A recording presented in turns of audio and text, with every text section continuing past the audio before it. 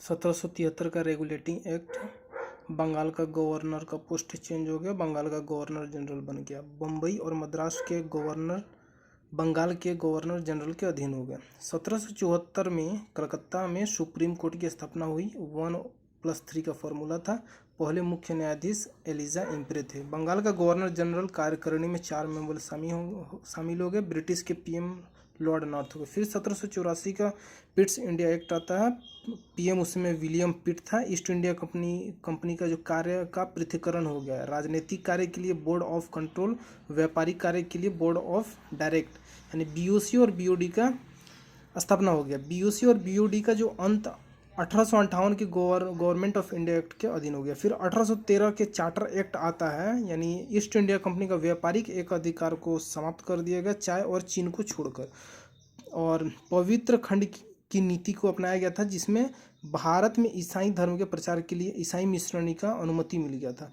पहली बार शिक्षा पर 1 लाख खर्च हुआ था। फिर 1833 का चार्टर एक्ट आता है। ईस्ट इंडिया कंपनी का व्यापारिक एक अधिकार पूर्णतः समाप्त यानी पूर्ण रूप से समाप्त कर दिया जाता है, और बंगाल का गवर्नर जनरल भारत का गवर्नर जनरल बन जाता है। नोट: भारत के पहले गवर्नर जनरल विलियम बेंटिंग बनते हैं। दास प्रथा का अंत हुआ, जिसके लिए एक्ट आया था। उन्मूलन एलन बरो ने किया था 1843 ईस्वी में। पहली बार विधि आयोग का लॉ कमीशन का गठन किया था, जिसके अध्यक्ष मैकाले बने थे। 1853 का एक्ट आते हैं।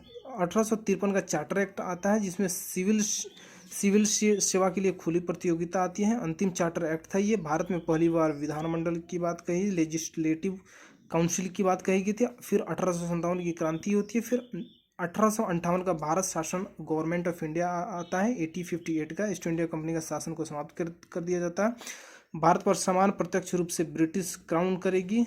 भारत पर शासन प्रत्यक्ष रूप से ब्रिटिश क्राउन करेगी। भारत परिषद 15 मेंबर शामिल होते हैं, और इसके हेड भारत सचिव, पहले इसके सचिव फर्स्ट चार्ल्स वुड बनते हैं।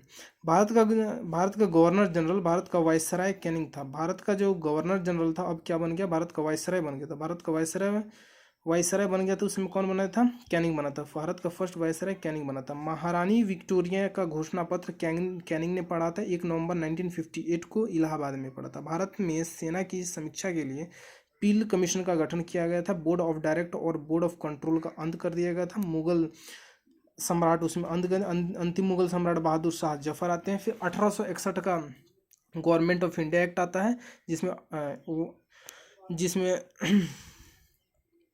जेम्स विल्सन ने पहली बार बजट प्रस्तुत किया था। फिर विभागीय प्रणाली की शुरुआत होती है। पोर्टफोलियो सिस्टम की प्रणाली होती है। अध्यादेश जारी करने की शक्ति उस समय दी जाती है, और कलकत्ता, मुंबई, मद्रास में हाईकोर्ट की स्थापना होती है। 1892 का एक्ट आता है। इसमें 2 प्रमुख पॉइंट हैं। प्रत्यक्ष निर्वाचन प्रणाली की 1892 के गवर्नमेंट ऑफ इंडिया एक्ट में प्रत्यक्ष निर्वाचन प्रणाली आती है, और बजट पर विचार विमर्श का अधिकार मिल जाता है। 1909 का गवर्नमेंट ऑफ इंडिया एक्ट, जिसको Morley Minto 1909 Morley Minto act कहते हैं। मार्ले उसमें सचिव था और मिंटो उसमें वाइसराय था। मिंटो क्या था, वाइसराय था। सांप्रदायिक निर्वाचन की शुरुआत 1909 के गवर्नमेंट ऑफ इंडिया एक्ट से होती है, जिसमें मुसलमानों के लिए एक पृथक निर्वाचन क्षेत्र बनाया गया था। बजट पर पूरक प्रश्न पूछने का अधिकार किया गया था। वायसराय की कार्यकारिणी में पहली बार भारतीय सत्येंद्र नाथ सिन्हा जी शामिल होते हैं, जिसको विधि सदस्य के रूप में शामिल होते हैं। मिंटो नाग के दांत बो रहे हैं। मिंटो ने कहा था नाग के दांत बो रहे हैं, जिसका फल भीषण होगा। ये मिंटो का कथन है। फिर गांधी जी ने इसके बारे में कहा था सर्वनाश करने वाला एक्ट है। 1909 का जो एक्ट है, गवर्नमेंट ऑफ इंडिया एक्ट है, वो सर्वनाश करने वाला गांधी जी ने कहा था। 1909 का एक्ट को लागू करने के लिए 1909 में अरुंडेल कमेटी का निर्माण होता है। 1911 में बंगाल विभाजन को रद्द कर दिया गया। फिर 1919 का गवर्नमेंट ऑफ इंडिया एक्ट आता है, जिसको मॉन्टेग्यू चेम्सफोर्ड एक्ट कहते हैं। भारत सचिव मॉन्टेग्यू था, चेम्सफोर्ड इसका वाइसराय था। 1921 में यह लागू हो जाता है। जो 1919 का जो एक्ट था, ये लागू कब होता है, 1921 में लागू होता है। प्रांतों में द्वैध शासन ड्यूअल सिस्टम का गठन किया था। विषय क्या था, आरक्षित विषय, जिसमें महत्वपूर्ण रेवेन्यू की बात एक्सपेंडिचर्स की बात कही गई थी। वाइसराय कार्यकारिणी परिषद था, जिसमें हस्तांतरित विषय, जिसमें व्यय एक्सपेंडिचर जो था वो व्यय ने मंत्रियों के पास था। और फिर इसमें विषय आरक्षित विषय, जिसमें भू राजस्व था, वित्त, न्याय, पुलिस और उपभोग की बात किया गया था। फिर हस्तांतरित विषय में क्या था, शिक्षा स्वास्थ्य स्थानीय शासन के पास था। शिक्षा स्वास्थ्य यानी खर्च कौन करेगा, हस्त हस्त वहाँ के जो राजा करेंगे, और जितना भी इनकम का आएगा वो किसके पास रहेगा, तो ईस्ट इंडिया कंपनी के पास रहा गया, रखने की बात कही गई। फिर 1919 का गवर्नमेंट ऑफ इंडिया एक्ट आता है, उसका और है उत्तरदायी शासन शब्द का पहली बार प्रयोग, उत्तरदायी शासन का शब्द का पहली बार प्रयोग किया गया था। केंद्र में पहली बार द्विसदनात्मक प्रणाली की बात कही गई थी, जिसमें राज्य परिषद और केंद्रीय विधानसभा, राज्य परिषद काउंसिल ऑफ स्टेट और केंद्रीय विधानसभा में 155 सदस्य थे 3 साल के लिए, और काउंसिल ऑफ स्टेट राज्य परिषद में 60 मेंबर 5 साल के लिए थे। इलेक्शन नई विधायी का गठन हुआ था, जिसके हेड फ्रेडरिक वाइट थे और उपाध्यक्ष सच्चिदानंद सिन्हा जी थे। केंद्रीय विधानसभा के पहले भारतीय अध्यक्ष विट्ठल भाई पटेल थे 1925 में। 1919 का जो एक्ट आता है, लोक सेवा आयोग के निर्माण की सिफारिश की बात कही, ली आयोग के द्वारा पब्लिक सर्विस कमीशन 1926 में गठन किया गया था। रेल बजट को आम बजट से अलग करने के लिए एकवर्थ कमीशन आया था। सीमित अधिकार का आधार संपत्ति कर बनाया गया था। नोट की बात करें, यहाँ 10 वर्ष के बाद एक्ट की जांच के लिए एक आयोग गठित किया जाएगा। 1927 में साइमन कमीशन का गठन होता है, जिसमें 7 मेंबर थे, 7 मेंबर जिसमें पूर्णतः विदेशी ही थे। और 1928 में यह भारत आता है। और प्रांतों में द्वैध शासन का समय क्या था, क्वेश्चन है, प्रांतों में द्वैध शासन का समय क्या था, तो 1921 से 1937 के बीच में था। फिर आता है 1935 का गवर्नमेंट ऑफ इंडिया एक्ट, 14 भाग और 321 धाराएं और 10 अनुसूची थी इसमें, ठीक।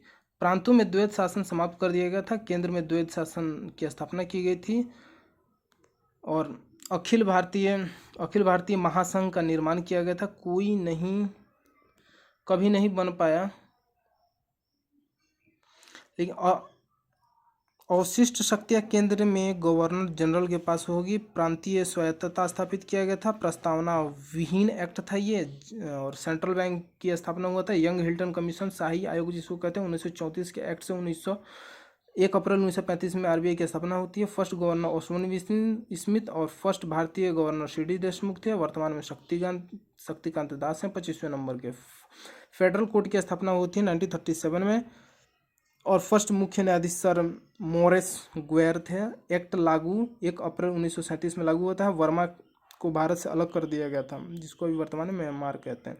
भारत परिषद का अंत कर दिया गया था। उड़ीसा सिंध 2 अलग प्रांत बने गए थे। सूचियाँ संघ सूची में 59 विषय, समवर्ती सूची में 36, और राज्य सूची जो प्रांत में बात करती थी 54 विषय।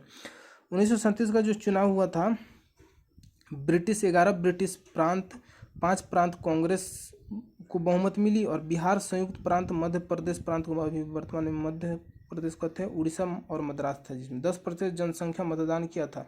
विधानमंडल की महिलाओं के लिए स्थान आरक्षित करने का प्रावधान किया गया था। जवाहरलाल नेहरू ने अनेकों ब्रेकों का इंजन रहित मशीन दस्ता का नया अधिकार पत्र कहा था।